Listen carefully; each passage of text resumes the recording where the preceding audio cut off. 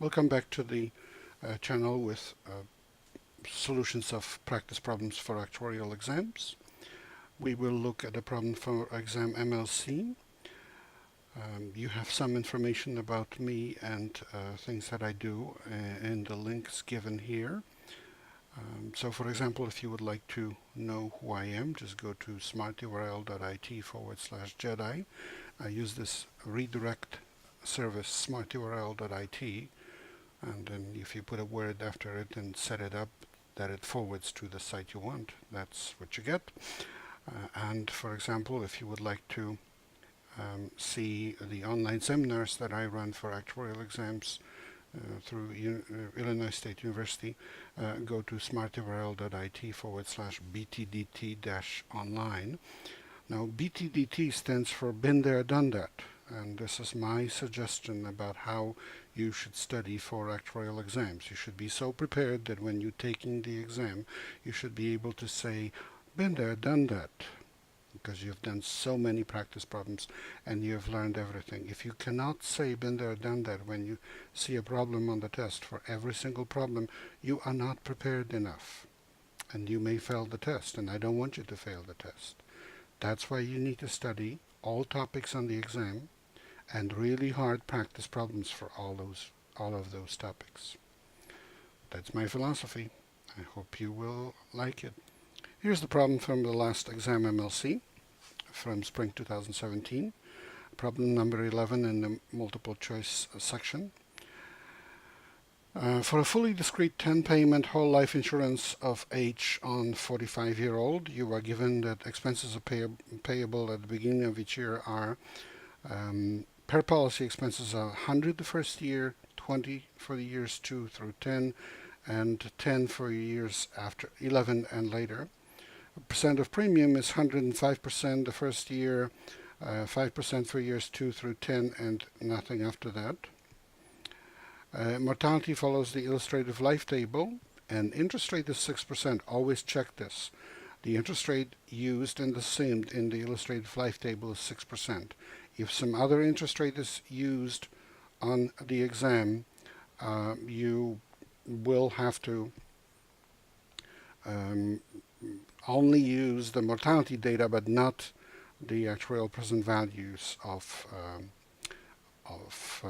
things that you're calculating, because those actuarial present value calculations in the illustrative life table assume 6%. We are also given the A:45:10, so it's a temporary life annuity on a 45-year-old value, which is a bit surprising because you can actually get that value from the illustrative life table, and it's equal to 7.649.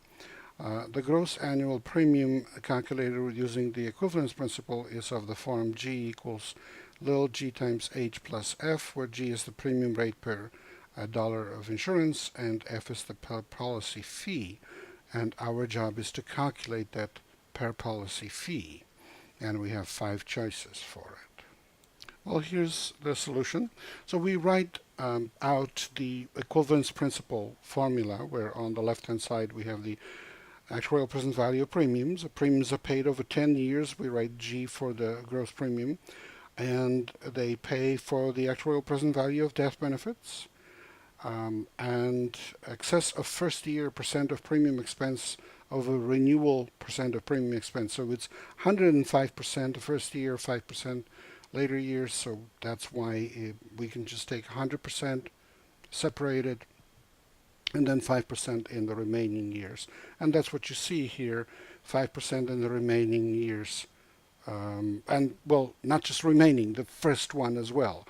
We split that 105% into 5% that is in every year and 100% that is only in the first year. So that's why 100% of G is here, and then 5% of G over all years when the premium is paid is in the second part.